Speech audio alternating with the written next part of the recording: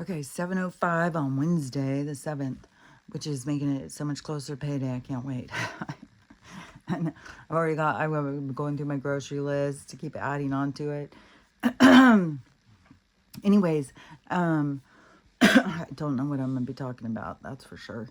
And, but there was a couple things that I had seen. One of the things is, on that property of my dad's, that, it's been like this roller coaster thing, but now, we're keeping it, and we're getting the guy out of there. And I was like, well, why don't we do that business? You know, I mean, you can do that business just as easily and then take the money each month from the people who are parking their boats and RVs out there. But I was talking to my sister-in-law yesterday, and I was saying what I think would be really cool is not just build like a little, family compound, because if you have property, you can never be homeless. But so to put some different, little buildings out there, little houses, um, little apartments, whatever you want to think of them. I don't know if, a bigger house with some guest houses or what. But then I was thinking also, because it's out at a lake, and I think, people go out to places like that to go fishing or camping or whatever, and with their families. And I was like, and it's hard to find hotels and stuff, but putting out a little campsite place. So what people could park their RVs there, but then you'd have to have power and waste and all that stuff. But there's also ones that don't have that, but you can still park there.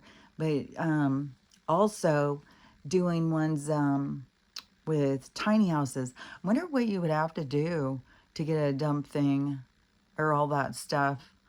But what I was picturing, and then I saw a video this morning of it, is like a little tiny house village, a little camper village, and then people being able to come there and rent one and then stay there for whatever, a weekend or a week or whatever. And geez, I don't know. Yeah, you could end up having people who wanted to just move in and live there, because there is people who are doing that in Airbnbs and stuff. But you could do it kind of like off of Airbnb. But anyways, I just think there's like possibilities of being able to create a business. And the thing is like when I was talking to my sister-in-law, I was like, you wouldn't even have to work. You would just have the property, and then whatever you'd have to, it depends on what you did in order to have your shelter. If you took a loan out or if you built it yourself or whatever. And which I'm still thinking there's going to be incentives. And yesterday I ran across the video of the original woman, not the woman talking about the woman's video, but the original one. And I shared it yesterday. And some of the things that she said were, let me think, because she said that the whistleblower thing this month is going to be something about aliens in the water or something.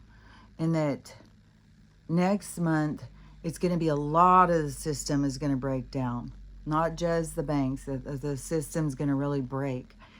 And then, I can't remember. I think March is the projection of the month of something big happening that brings everybody together, which I still think is probably a natural disaster. And which there's a woman who watches all of this information that's going on the coast. And there was some kind of a fish that was seen in, I can't remember the place now, Monterey Bay maybe or something. And this certain kind of fish is only seen before a big earthquake. And so, and the last time one was seen, it was like 3 or 4 weeks later, there was a huge earthquake, like a 7, like a huge one's come. And so she said, that it's folklore or whatever, but it is, that was something that I would definitely be thinking about. And so then she said that she's been looking through the news and stuff, and she found that Santa Cruz or Santa Cruz Boulevard or something just fell into the ocean. So, and that she said is near where that fish was spotted. I don't remember what the fish is called, an oarfish or something, but I guess they're more rare to be seen, and they come, I guess, up to the surface when there's problems. And so she said that this part of the Santa Cruz or this road or whatever falling into the ocean, and she said they're not reporting on it anywhere but local. So that's another thing too, is like, I don't know, it's a way to keep situations under their control and their contained places, not bringing up not the fear, but for people to be making a plan, to be prepared. And I saw something else, someone else. Like, I see so many videos of people saying that this big earthquake is going to be happening in the next few months. And I know they've been saying that a while, but the thing is that it hadn't happened yet, but it's still in front of us because the map shows that it happens. So there's something from our future showing us that something is going to happen. And so I think that we can rest assured that this event is going to happen. And I think it's even in more prophecy than just their map. I think that there's prophets that have said this was going to happen. So I'm sure Edgar Cayce did. He put out a map that's so similar to the Doomsday Map. And I was wondering if they even based on that. But I would think the naval was basing it on projections of, and don't forget, these military people had this looking glass thing. They knew of stuff that's coming. And it's weird how they keep control over the information and they don't spread it to the people. And they always just turn around and say, well, the people can't handle it. The people can't handle it. Well, they don't give us a chance. And there probably is people that couldn't handle it. There probably is people who would freak out. But it's better to have them freak out ahead of time than to have them freak out during the event. That's what's going to cause so much chaos. There's going to be so much damage and chaos that's going to occur from the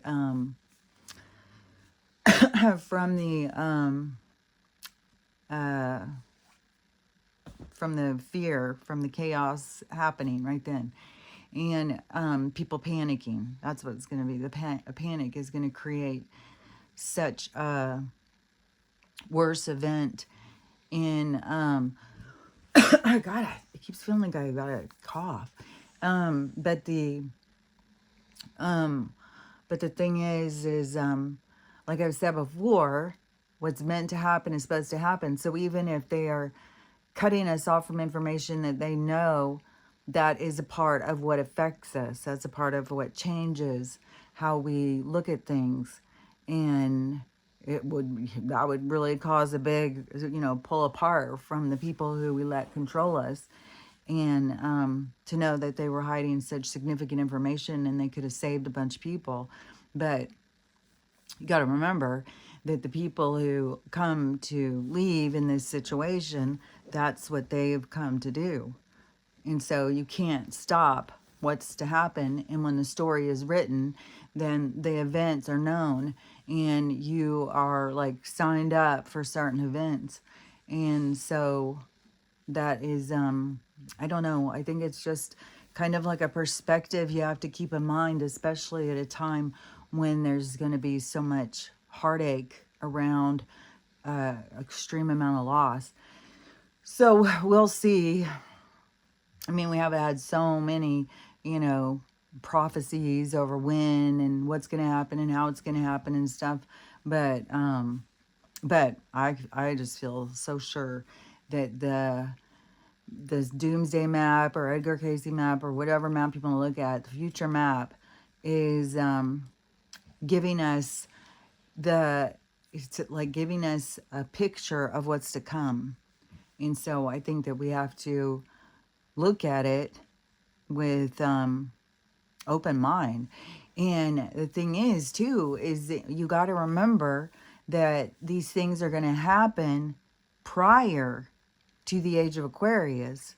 And we're right on the cusp of a lot of these things that are starting to switch over.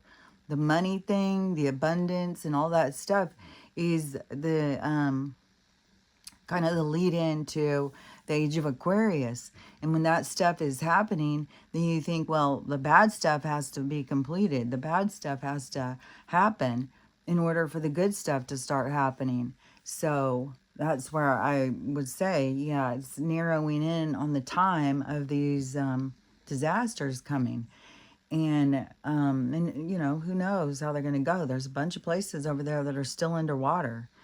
And I still think that that is kind of a evacuation for those people that they don't realize it yet, because they have to move out of those places. And then they would after this event happens, then they would be like, oh my God, we could have been there. And it was lucky, you know, that we lost our house instead of, you know, because at this point, I'm sure a lot of people are super sad about losing their house. But I think that after more bad things happen, that people are going to switch how they look at it and be like, oh my God, we're so lucky that we got out of there just in the nick of time. So, anyways, but that's what I would foresee March as being, or at some point coming up soon, is these big disasters coming in. I know that the disasters are part of what brings us all together, because we overlook our differences when we are all going through a severe tragedy or pain together.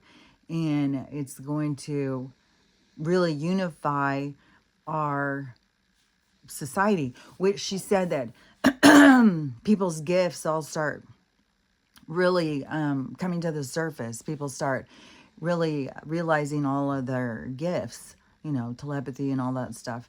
And I would think, because, like I was saying yesterday, when we all come together, we're a real force to be reckoned with. We're a powerful group. And so I would think that if the next step is people start realizing all of their gifts and stuff, that's another thing to show, you know, we all come together.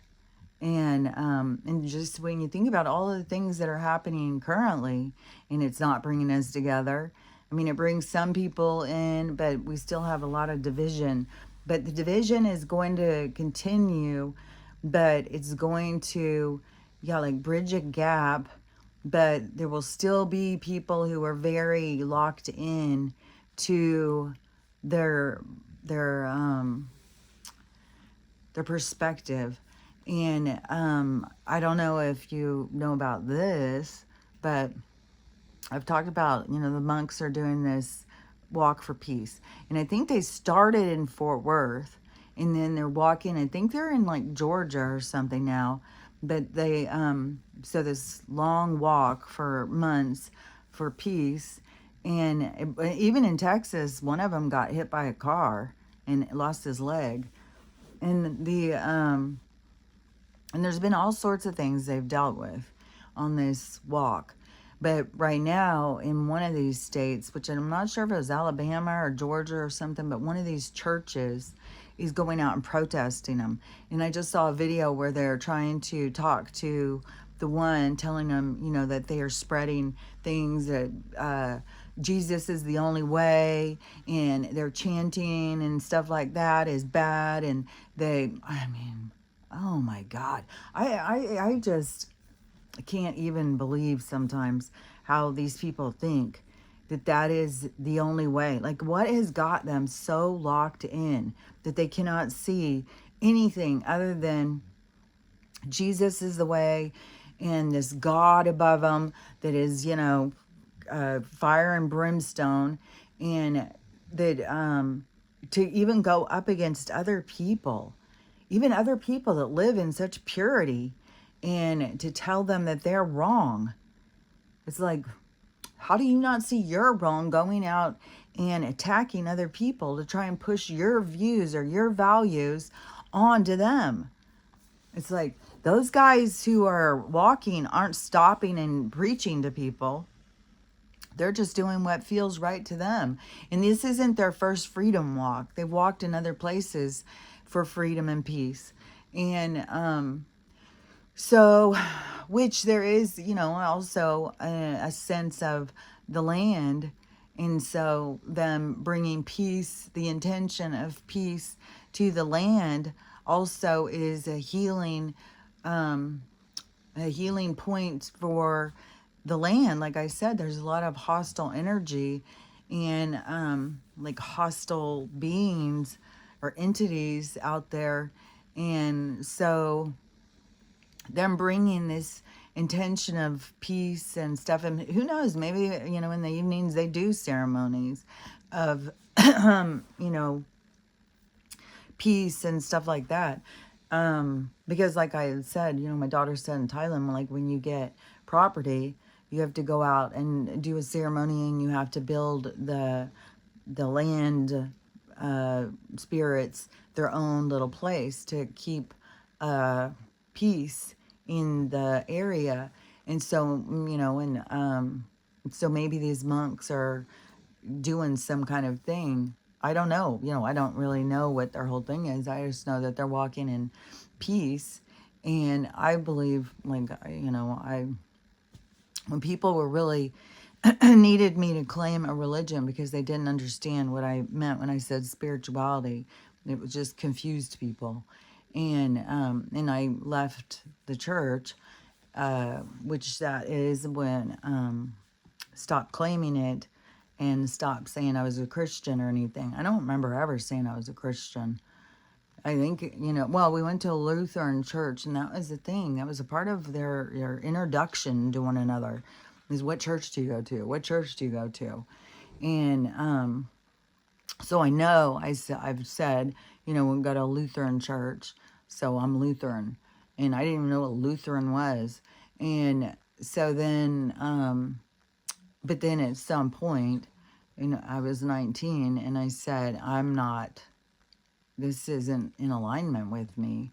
And I tried to go back to a couple. My mom would be like, oh, no, this one's great. This one's great. And I tried to go back to a couple, but it was like, I would ask the pastor questions, and it would always come back with, you just have to have faith. You just don't question it. It's like, I can't live like that. That's not something I believe. And then I always had these beings talking to me and telling me the truth. And so I couldn't stay in alignment with this false narrative. And so then going against, the label. And so when people started asking me, well, do you go to church? And I would say, no, I'm spiritual. And they'd be like, well, what's spiritual? Do you believe in God? It's like people's ideas of religion is so entangled into this, this concept of there's a God up there in control and stuff. And they don't even realize, like, the God that's in control of you is your higher self. And it's not like they're trying to control you. You're on a path. You're on a mission. And they're just trying to remind you of what you're here to do. So so then when it was, and what drew me to Buddhism was the similarities in that I believed in reincarnation. That was a big part of my belief system, was reincarnation. And when you start believing in reincarnation, it gives a different perspective over why you're here and what you're doing here.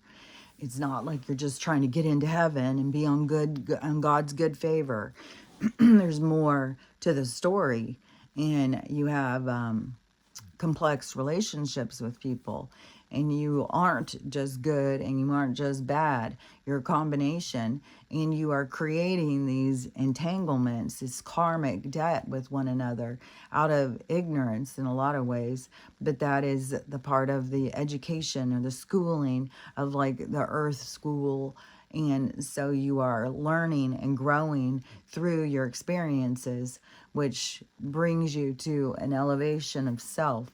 But it was the draw to me, was the reincarnation. But I did, start reading stuff about Buddhism and stuff like that. And I do feel like I'm more in alignment with that, definitely more in alignment with that than Christianity. And I've said that, but it's a thing when you have to tell your religious mom. But my dad wasn't religious, and just my mom, and then my sister, and then I don't know. My brother was atheist, and he was always like, he was in a heavy metal band, and he was always like, you know, Satan and stuff like that, and which would just get my mom. But I know way more as you're pulling in dark energies when you're asking for dark things. There's dark energies out there. And I just saw this girl doing this video. And I said that I know that this is going on. But she gave more details over something that I said, I know this is going on. And, if you are having to have the lab do anything about your kids, babies, and conceiving, that they are doing stuff. And a lot of these places have are part of research and stuff like that. So, oh yeah, the movie that I watched yesterday too, it was going with this too, and it was showing the corporation involvement with the I guess the cloning. So because they're always trying to make these super soldiers. If they can make the super soldier, then they can sell them to the military for big money. And in this sense, it was to create one that had no morals or anything like that, and use them as a hitman and take out different leaders. And then of course, well, that leader was no good. Well, I mean, now we know like what leaders is that they want to take out, or if you're for the people, they would take you out. And they aren't trying to do, they're trying to control. And so and another thing in this one too that they did was they chose the host person of whose cells they wanted, and then they had to do them in, and it was a athlete, and they wanted this athlete because of his stature or something, I think. And so they did him in, and then they grab him up from the slab, and it gets cells, and they take him into their little lab, and then they grow another person in like 19 days. And then they like in Stranger Things, I'm pretty sure in Stranger Things she's supposed to be one of those, and that she comes from something. But I know that they've put that in movies before, and it was in the movie I saw yesterday. And then so then they are raised in like a facility, and they're taught that this person who's over them is their father. And so but they are taught to be a machine and not care about other people and stuff. And then there's some connection to and I'm not, this is where I wasn't sure how, because I didn't pay that much attention in the start of it, and but how there was two of them, and they were like connected. So I don't know if they had one that didn't work out so well, and then they started another one. I'm not sure because I didn't see because the host person they did him in, which unless they brought it, I'm not sure. I'd have to go back and watch the first part again. But there was just those things where it was like, see, they really do this. They really do take people out to. I mean that's something that we've figured out with different celebrities and stuff, and they go and grow these people. Which somebody, I guess there's a new documentary out, and I think it's on Netflix, and I think it's about Chastity. And so she was born a girl and then transitioned into a man, and she was one of the first big public ones that went, and it was Sonny and Cher's kid. And then she married, when she got split with Sonny, she married Greg Allman, and they had a couple of kids, I think. I swear to God, when I was a kid, I thought that Sonny and Cher had one. It's like they had another child besides Chastity, I thought. But maybe I'm just getting it mixed up, because then with Greg, she had a boy or something. But anyways, so Chastity, though, decided to become a boy. And so they did this documentary about her and her transition. And but the thing that people were catching was Sonny and Cher are not the same people they were originally. They aren't even the same size. Sonny used to be bigger than Cher, and then when they brought in the replacements, then Cher suddenly became towering over Sonny. And but the originals were like these folk kind of singers, and they looked different, and they looked really similar, and they had a certain intention. And I'm not sure, they start getting popular, and then they're like, well, we got to change them out because we got to control them. So I'm not sure, but there's this person I saw talking about it, who was showing all these pictures of them, was like, oh my God, I mean, they do look way different than they did. And she said, just go in and watch that video and watch how it changes. How these original ones are like when she was really little, but then it switches and it's these other ones. And they have it right in this documentary. But I'm sure, that they always think that we're not going to pay attention to that. But then once your eyes are open and your mind is open to certain things, then all of a sudden you start seeing that and looking for it. And a lot of people are always looking for the changes in people now, which Bradley Cooper, and I'm not sure if this is true or if somebody's just doing a video showing this, but they said that Bradley Cooper keeps being, people keep thinking he's Barry Manilow now, ever since he got his facelift.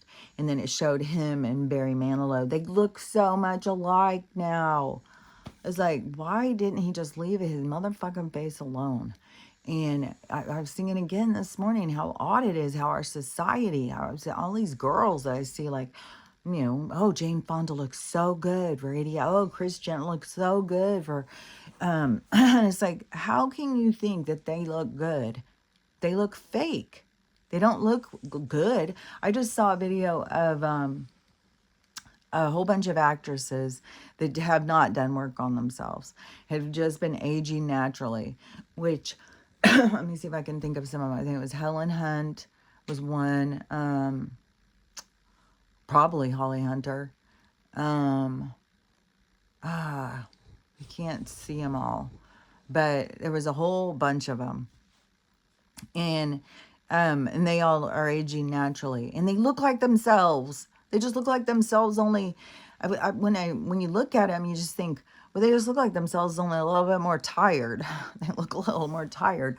Which I was thinking, that's kind of what more aging is that just wearing us down, or wearing us out and wearing us down, and we're tired. And our bodies are worn down from all of the toxins and stuff. And so, but the people look like themselves. And then they go and you get all these people going into surgeons and getting changed into somebody different. And then we have this whole bit of society who's like, oh, they look so good. They look so good. It's like, they don't even look like themselves. Like, what are you talking about? They look unnatural. They look fake. And there's a bunch of them out there. Jane Fonda, Cher, Madonna, Jenner, Kris Jenner. But there's more. Kathy Griffin, which there's more complexity to Kathy Griffin's situation because I'm pretty sure that she was the brother of Anderson Cooper, that she's not the friend of the family because she looks exactly like his brother and when they were kids, and where did the brother go? So, so she, I think, had way more surgeries than just facelifts and shit. But there's a whole bunch of them out there. Like, look at the difference in Sharon Osbourne, what she used to look like. And you know, and I can see some of them being like, well, I'm just not attractive. I've got to go get all these surgeries done so I can look better. But that is also out of insecurity. So you don't feel good about yourself, and you think if you go and change your face, you're going to feel better about yourself. But so much in life is about just learning to accept yourself and love yourself. And they go in this other direction. But then our society becomes so shallow and artificial that they start thinking that that's the way to go. It's like, you too can look this good for $100,000 a year.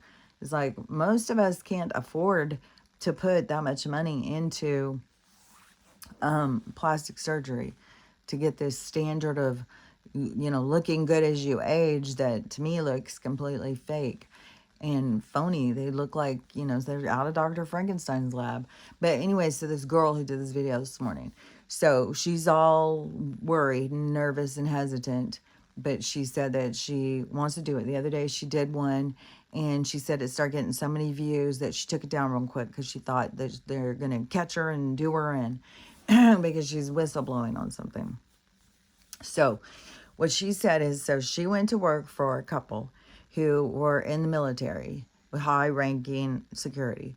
And the husband is still in it, but the wife got an autoimmune disease, and so she was the caretaker of the wife.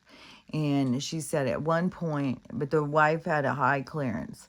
And at one point, the wife started telling her a bunch of stuff. And she said that the wife didn't know that she was recording her. So she's not telling the people's names or anything, but she's giving information. And so she said that they definitely, like, we know, you know, they have these labs that are way down underground, which another girl, she said, I saw yesterday, she, her mom worked at the Pentagon with high clearance, and she had taken her down into the basement, which you're not allowed to go in. And she said there's all these secret doors. They all have these signs on them. And she said, they ran down there and they grabbed her and her mom and took her back upstairs.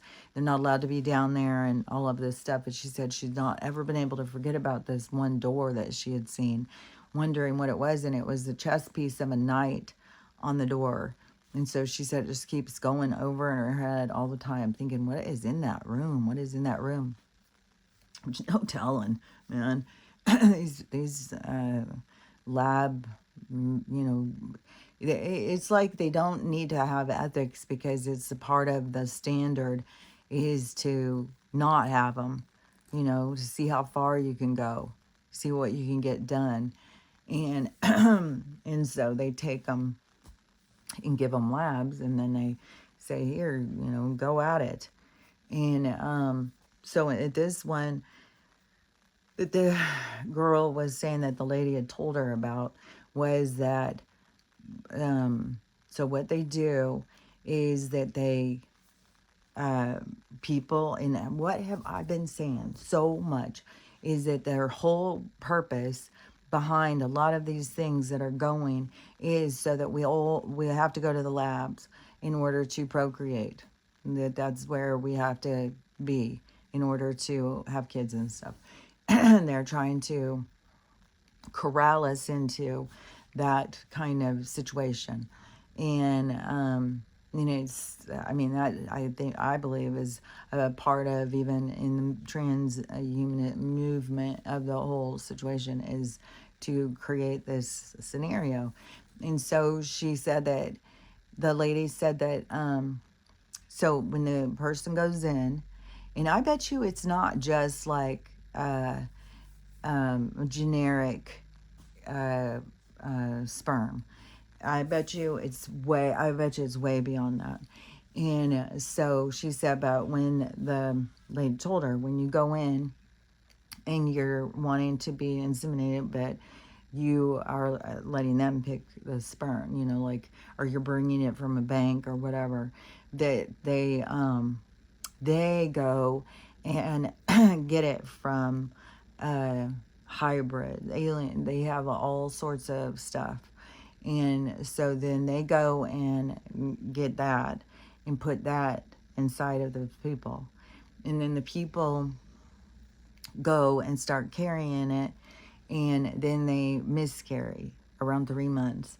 And then when they go and do a D&C, they take what they took out of there, and then they take that into their tanks, and they grow it.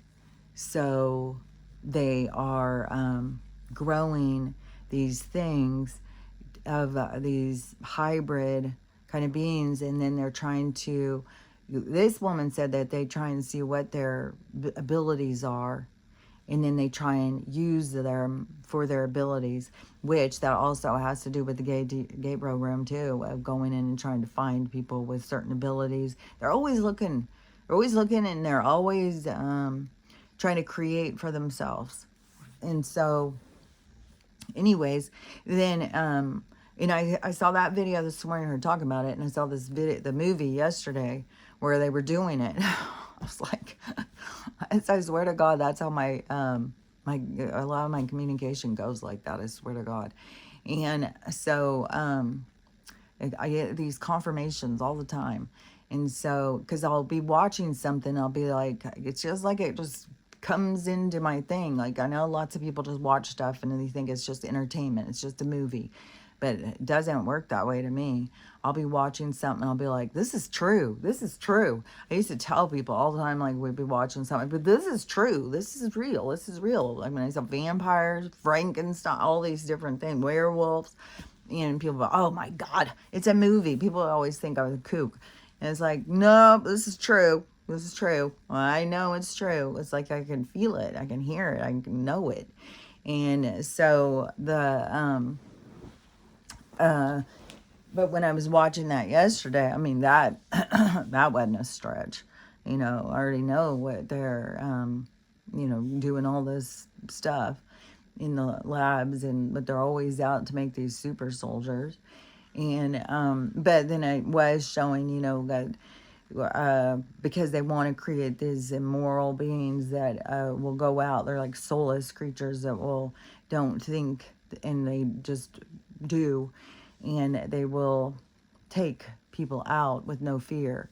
And because the taking people out has so much to do with the control of our society and our experience. So that is, I knew that was true. And then when that girl, when I saw her video, was like, that is 100% true. And I knew that they were doing something in these labs of what is that called? Because I had to go to one. The infertility lab. And so when and I've talked about this before years ago. So, but so when I was young, and I had 2 kids, and then I got divorced, and it was the first marriage was very eye-opening to me in a lot of things, as I had no idea, and it was really I was seeing things that I had not seen before. And so then when I got divorced, which was very difficult, and that was, I mean, it was difficult in a lot of different ways, because he was them stalking me, wanted to murder me, and all that. So but because I had 2 kids already. And when I was younger, I thought I was sterile. I didn't think I could have kids. And I had already decided, well, I'm just not going to have kids. But then I got pregnant. And to me, I had a strong belief in what the things that happen are meant to happen. and you are supposed to, that's your journey. It's what you're here to experience. And so, but people who decide to go down to the clinic, that's their experience.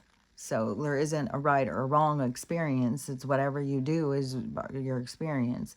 And mine, I knew, was to be a mom. And when I became a mom, I became very much more grounded because, when I was growing up, I was very out of control because I just didn't give a crap. And so then,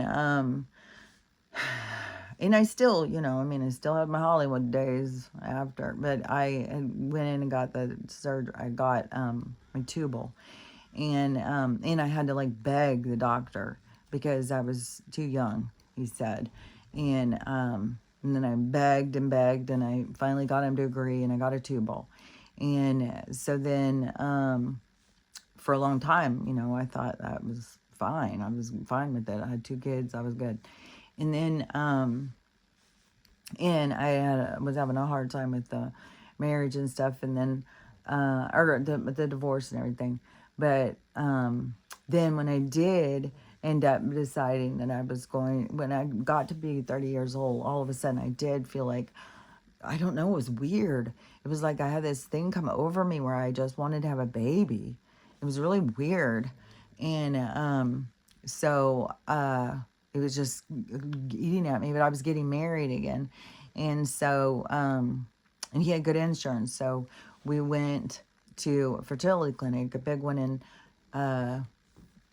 Long Beach, which they did have something under their belt, which was something, I think, with a gorilla. And it might have been in cloning a gorilla or something. There was something big under their belt. And, back then, I didn't know, about the, even when you talked about clone, like, people would be like, wow, that's just so, who knew we could do something like that? People were more interested, but who knew that they were doing so much unethical things to us? Which wouldn't surprise me if that's a big part of the kidney theft, a big part of that the situation is that's so huge. And so but when I went there to get this put back together, then I had to go through tons of tests, and then then I had to do the surgery, which was really weird on the karmic thing of life. Is because I'm way out in Long Beach.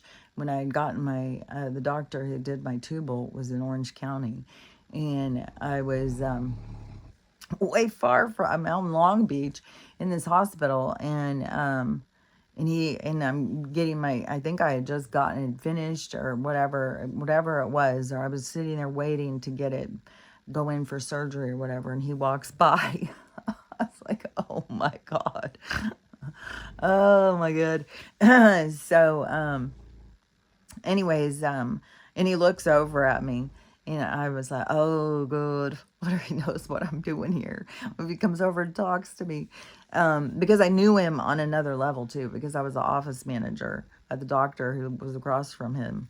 And, and I had a huge crush on this gynecologist too, because I would see him all the time at work, and he was just so adorable.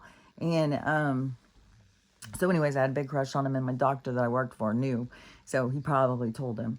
And one time I was driving, and I was driving my red Honda, and I was going to lunch or something, and so I'm driving, and he comes pulling up in his red Porsche next to me, and he's like looking at me and stuff. I don't even know if he knew who I was at that point, but I was like, look at what a flirt he is. Like, he's a flirt, and he's so adorable. So, anyways, but yeah, that was weird when he came walking by, and I'm sitting there going to go redo his stuff that he tried to talk me out of doing. So, but then after they did it, they told me I only had one tube that they could put back together, and I was going to have to do artificial insemination. Not artificial. Maybe it was called artificial. I was going to have to be inseminated, which they said was, so they were going to take my husband's sperm, and then they were going to take it into lab and spin it, get the best ones out, and then put them in this, not a turkey baster, this giant syringe thing. And then they were going to shoot it up high inside of me to try and make sure that it got right up to where it needs to go to create a baby. So it was supposedly, my husband's and and then would have been my egg, right? They weren't putting an egg that was already fertilized. It was my own egg. They were just putting the sperm out there. And so then I had to sit there. And one thing, if you're trying, you have to sit with your a pillow under your butt and keep tilted for like 20 minutes. And so it doesn't come out and it goes up. And so I had to do that, and then it didn't work. And so they said, well, you will ovulate on the other side this month, so it was no point of doing it. But I didn't ovulate on the other side. I ovulated on the same side, and I got pregnant naturally. So because it did make me weary. It did feel like, oh man, they're taking that in there. They're spitting, like, there's no telling. And there is like, there is more than one Lifetime movie, more than one of these movies that has shown that these doctors, there was doctors out there who were putting their own sperm in. So there is, there's one, I think, and they've done a bunch of shows and movies about him, and I think he's got like 150 kids or something out of his, that he was putting out there. Which, even if it is a doctor, like a local doctor doing that, then just think of all those people who are out there dating and are all related, like, because it's not a big place. So, anyways, but I had the feeling that it wasn't a good thing to have them be doing anything in a lab about the pregnancy. And now, as things have gone on, and now to see, like, because at that time, I think they were just artificial, doing this whole embryo thing was just getting started.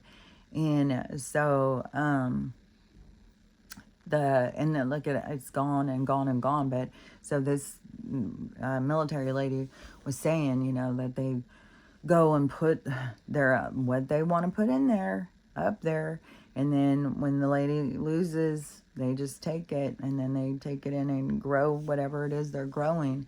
And so and it's kind of like then your DNA is in their hybrids and stuff. So it's so unethical, man. So unethical. And I would not be surprised at all if people start finding out about that. I think there's going to be some massive lawsuits over some of the stuff that have happened to us. I think I've said this before, but I think there are going to be massive lawsuits. It would not surprise me if some of that is going to be what is going to take down some of these corporations. But supposedly some of these have already started. Like Google has huge class action suit going because something about selling information or something. I don't know. Victoria's Secrets, same thing. So I don't even know all of their crimes and stuff, but things are going to get bigger and bigger. I mean, I think there's going to be a lot of ladies who, went in there to have them help them get pregnant, go out and have a miscarriage. They're going to be looking at that way different. Like, where's my baby? What have you guys done with them? And so, and who knows, who knows how it's all going to play out. But supposedly, there's going to be a lot of crazy stuff. Even that lady in the video that I shared yesterday was like, there's going to be a lot of crazy stuff that we're going to be finding out about. And, oh yeah, because this girl too, the one that I saw who is the whistleblower on this situation, she said, when she was talking, she goes, because, we all know aliens are demons. It's like, what in the world, people? God dang. Sometimes our world is so weird to me. Like everybody who's not us, they're demons. Don't trust them. They're scary. It's like, and ghosts are scary. And what was the other thing that was just, oh, 'cause the religious thing. And there's a God up there who's making decisions for you. And if you don't do the right thing, then he's going to burn you in hell forever. And I don't know. So much of the stuff is just so absurd. I saw somebody yesterday who also, feels like how absurd it is.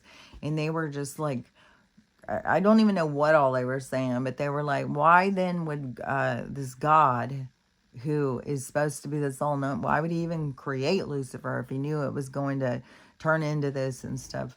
But they just, it's like this God is, especially the one that they have them all professing their loyalty to, is a egomaniac, hostile God. It is not some loving being. And but the way these churches now going out and trying to stop these monks and telling them that they're wrong and that they need to find Jesus, it's like, shut the fuck up, man. But my monks have been around way longer than these people looking for Jesus. So, because back in, where they come from, some of those societies like are have been around a long time. Like, it's not like okay, because like time is not linear like that, right? But the thing is that each reality is its own space and time. And so you would think more of some of these realities have been in existence longer than other realities. And so some of those over there have been around for a really, really long time. And then other ones, they've been destroyed and then have been resurfaced. They've what is that called? Re redesigned, replanted. It's like we're in one of the reset. Where there's they've reset it. They've like bulldozed it. They've burned it down, and the what was there before, so that they could create something and then say, this illusion of how it got there. And but some of these places have been around for a long time. And so in some of these places have I think it is it's kind of a natural instinct in different tribes and stuff to be looking at some bigger force that is bigger than you, and to just develop some type of religion or spirituality of some sense. And even though they're all different, because like kind of like voodoo is dependent on the darker spirits doing your work for you, which kind of, in that sense of that lady manifesting by asking the tree to move her, that is kind of like more like a voodoo. But I think voodoo has a lot more ceremony around it. But that is where you are still asking an entity of some sense to move you and make an impact in your life. And when you're asking for some kind of impact like that, then there's a debt. But and also in Haiti, it's huge. Voodoo is huge. And a lot of people were speaking out about it, and they were saying, yeah, you have a debt. You have a debt when you go in and like people will be like, my boyfriend was cheating on me and broke my heart. Now I'm going to go down to the the witch doctor down there, and I'm going to go get something, and I'm going to burn this candle and whatever. It was all sorts of different things. Going to drink things. It was all sorts of stuff. And but you really are inciting some kind of spirit to be involved. And that is where you don't want to do that, because you are indebted. And so, and they will come to collect. And so, anyways, but you can look up about, Haiti folklore in regards to, because that's a huge religion there.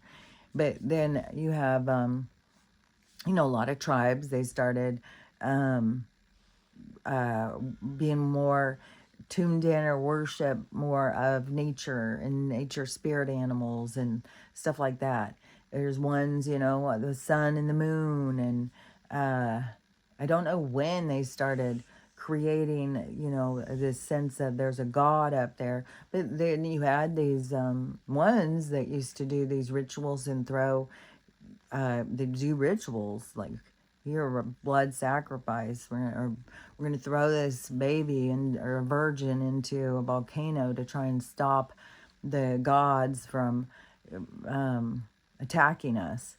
We're gonna give them something that we see as valuable, so that they will stop. So there is some, that did start thinking that there was a bigger being out there that was over them, and there has been some of these land spirits and stuff that have been around for a long time too.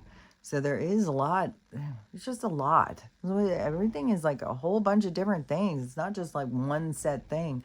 But definitely some of these places have been around way longer than other places. And so I don't know. I don't know, at what point did they start being like about Jesus and God. I know, like the King James, I mean, he like took these words, these tablets or whatever, and he's like, well, let's use these to our benefit. And how did the Sumerian tablets get lost in all this? Because they had so much information. And then you got the all the like Egyptian hieroglyphics and stuff like that. You have all this language and stuff, so that is trying to tell us something, that's speaking. And we don't seem to understand all the translation of what it is that it's being said to us. But there's been things that have been around a long time, and I think monks have been around for a long time. And for this pastor to be going up and telling the monk that he's all wrong, that he needs to find Jesus, and he needs to be spreading that, not being himself out there walking in peace. It's like, dang, man. And the ego drive on that, to think that you override every other religion, every other person in their belief system.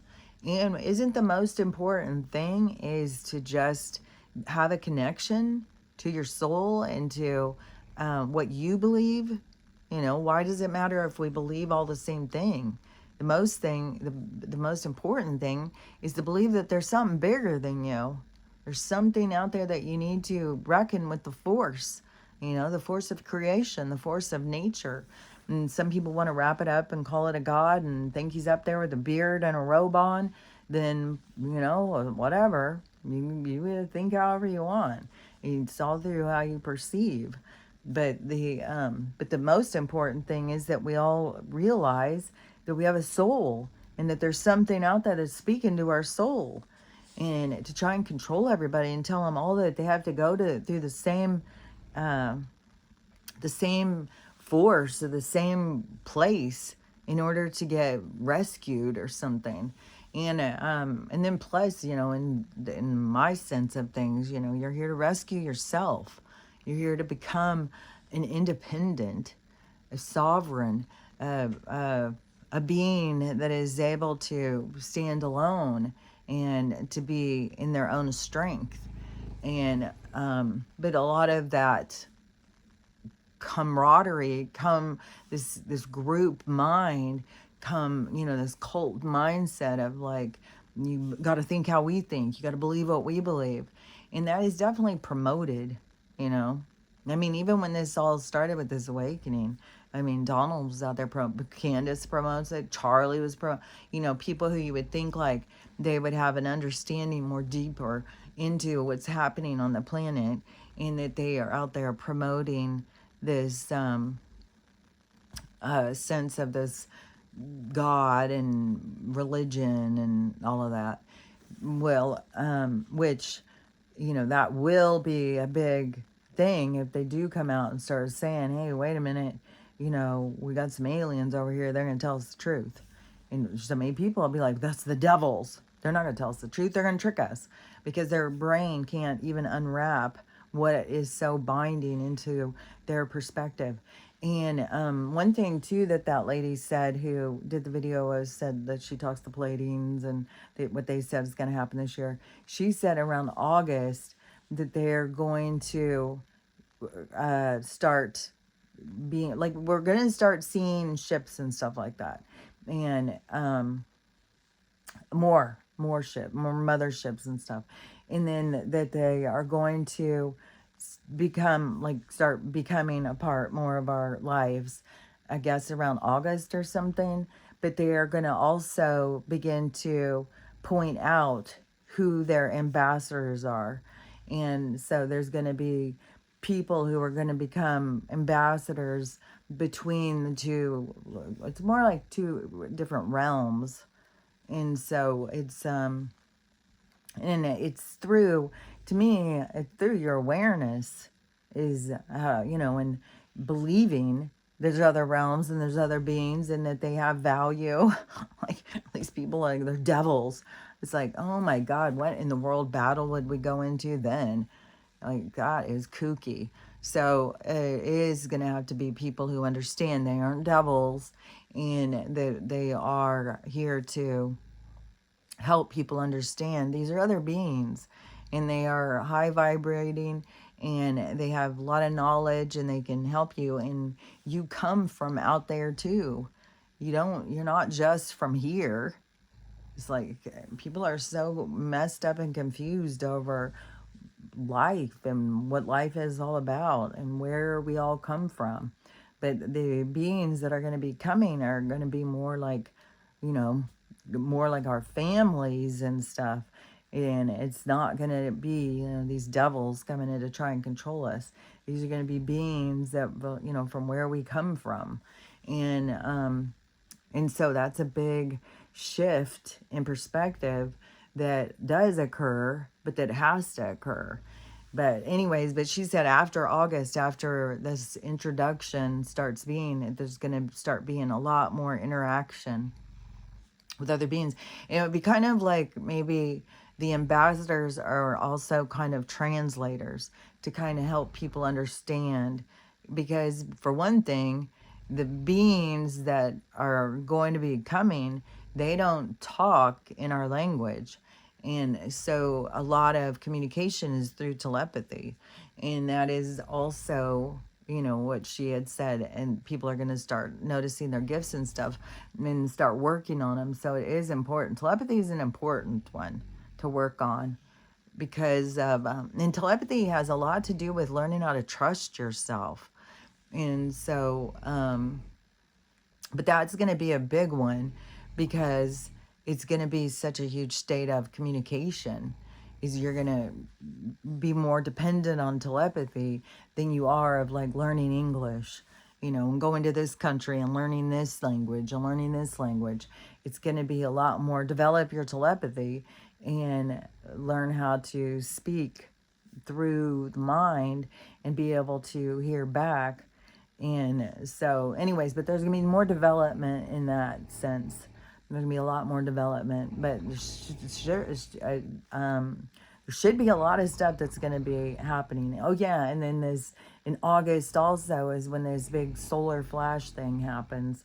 Or is it the solar flash or just the separation? But there is people who are still talking, like the solar flash. And the solar flash could be it, but the solar flash isn't going to be like suddenly our world's going to be heated up. It's an energetic flash of, and to me, it's this like big bang. It's where everything changes. And so I don't know if that's going to happen in August. And that's what creates the separation. But I'm hoping still, like what that other person was saying, is that it's going to be like this separation where they'll still see these people, but it's kind of like we start going into our own worlds of kind of just going into the world you believe in. And that a lot of people still are trapped in the influence of fear and suffering, but also the parameters in their mind of what their brains can accept. And so that they will, it's like you cage yourself in, you hold yourself back. That's why it's so important to open your mind to possibilities, because things are much more vast and bigger than what people have any concept of, and they keep us in limitation. And as long as you keep yourself just spinning in limitation, you're going to miss out on a lot of stuff that's out there that is the truth, that is real. And so anyways, I I do think, I mean, it just kind of trips me out, is because I thought things were going to be happening way faster. I swear to God, when I started this, I really honestly thought that I was totally late to the game. I was like, oh my God, everything's going to be over and done with before the year's even up. And I thought, the world was going to be completely changed over before 2021 was over. And now it's like, fuck, man, we're in 2026. And Daniel Scranton had said, and Corey Good had both said that 2027 was the solar flash. And back in 2018, it was like, dang, 2027, that's so far away. Here we are, we're coming in close. Like, it's like, oh my God, we're in 2026. So to me, we're going to have significant things that are going to be happening.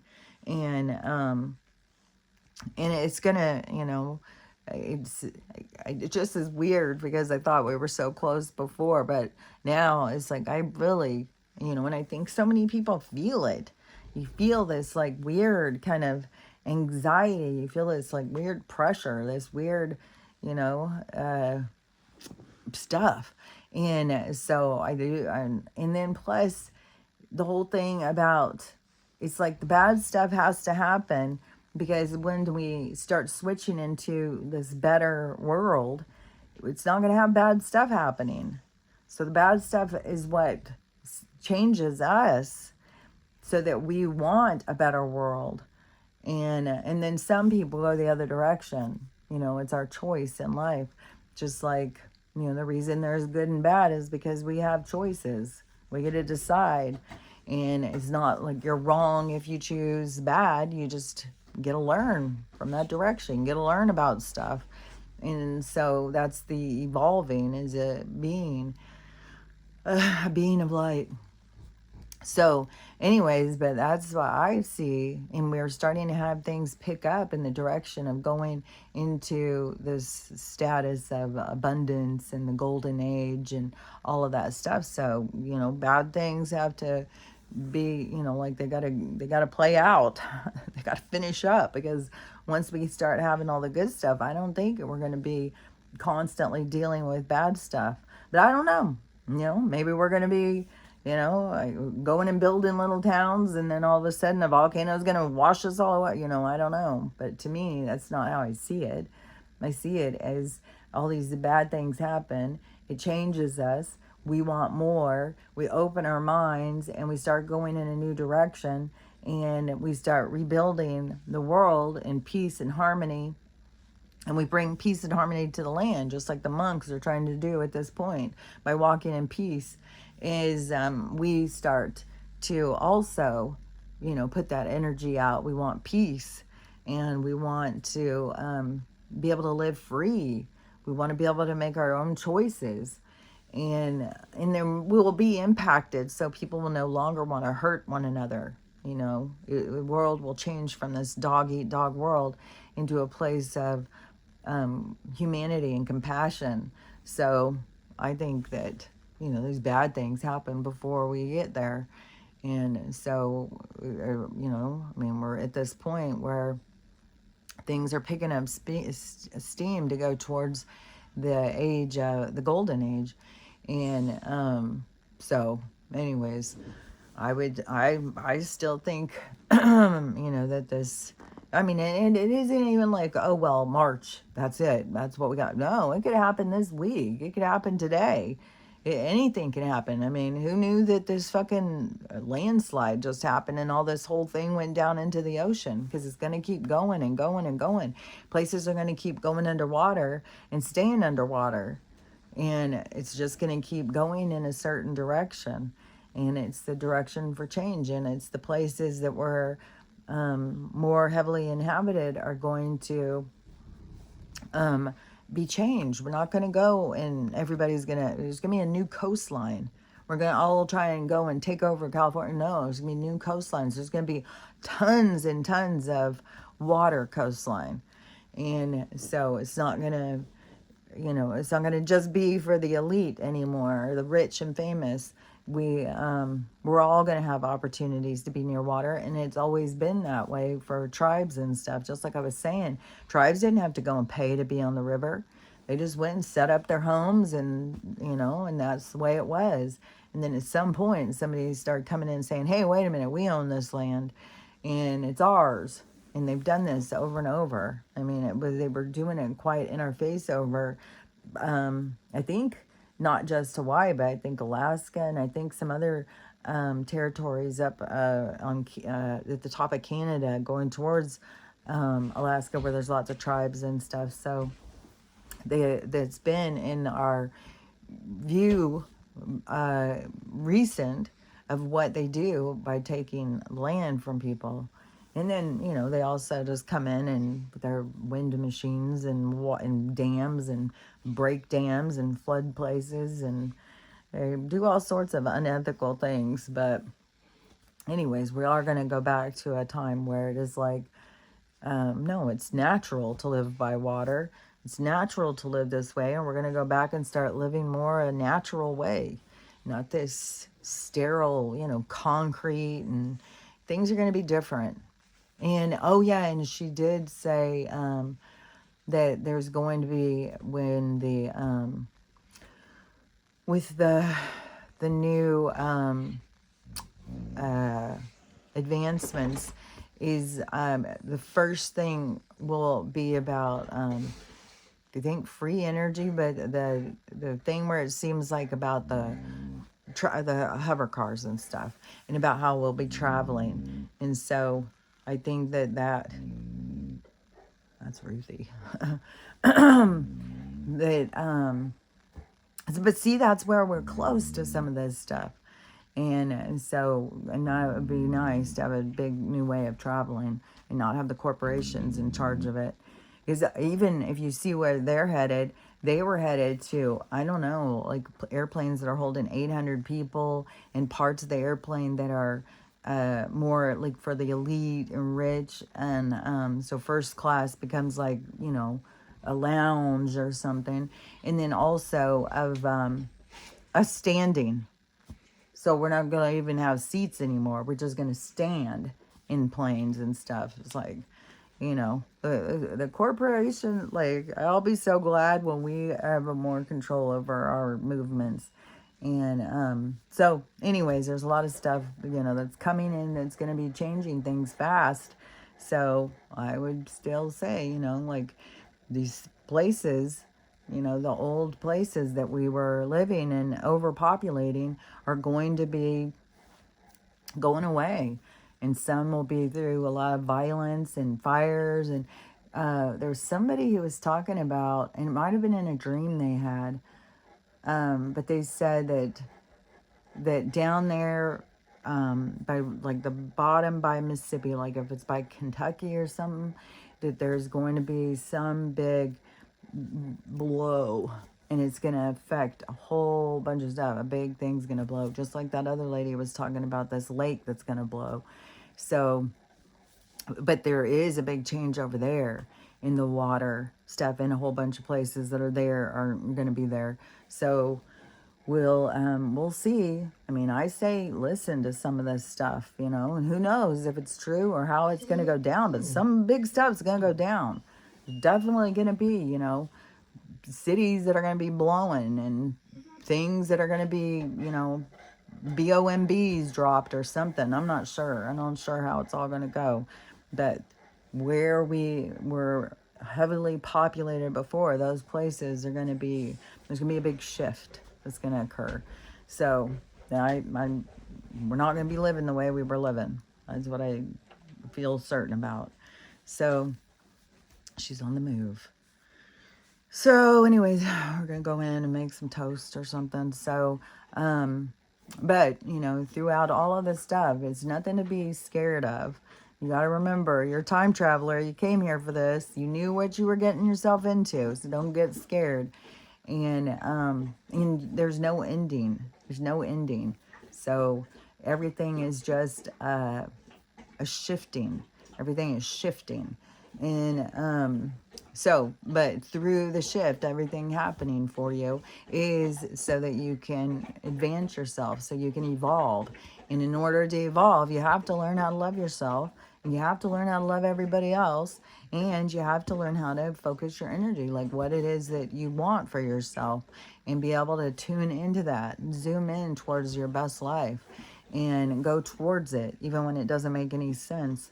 So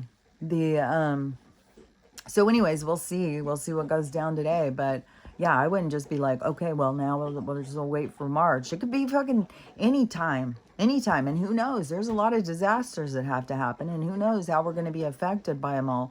I just know that it's bad things that change us. It's things that, you know, we wouldn't wish for ourselves, but that they happen. And then that's what is the big catalyst to get us to really change and to become more loving towards each other. So anyways, it's all going to happen naturally. But when you have taken your life under your control, you know, taking the bull by the horns, you're a step ahead, you know. And so you know, you're a step towards your own sovereignty and finding yourself, discovering yourself, and being yourself. And so anyways, we'll see what's going to happen today. And it's so crazy too, because it has so much to do with the algorithm. Like in so many things. It's like my algorithm is kind of crazy right now. It's just about how to start businesses and how well people are doing, like how they started little coffee things and boba tea things and little coffee or little cake things, all sorts of stuff. So anyways, and those people are going to be like leaders, you know, showing people how to do it, you know, to transition from being somebody's slave into being independent. So those people all have a big significant role to play in helping people discover, you know, the possibilities that you can create for yourself. So anyways, that's what my algorithm is right now. So anyways, but we'll see what today brings us, and just be prepared for anything. And then we'll talk about it tomorrow. So I'll talk to you later. Bye.